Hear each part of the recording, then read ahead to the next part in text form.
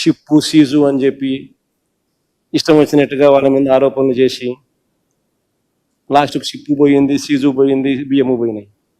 It is 5th largest cement company in Europe. 12 దేశాల్లో వాళ్ళకు operations ఉన్నాయి. ఇప్పటికే జిందాన్లు బెదరగొట్టినారు. సజ్జన్ జిందాన్ని ఇప్పుడే బెదరగొట్టినారు. జత్వాని గిత్వాని అని చెప్పి అధికారులను అరెస్ట్ చేసి ఆ మనిషి వ్యాపారం చేసుకోకుండా ఆంధ్ర రాష్ట్రం అంటే సార్ నమస్కారం పెట్టి ఎవరిని వ్యాపారం చేయొద్దని ఇప్పుడే సజ్జన్ జిందాన్ చెప్తాను.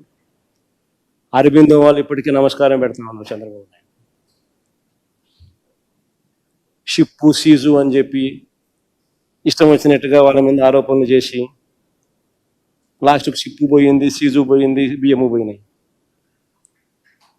వాళ్ళేమో చంద్రబాబు నాయుడు ఇప్పుడు ఆంధ్ర రాష్ట్రంలో ఉంటే నమస్కారం స్వామి వ్యాపారం చేయలేమంటారు.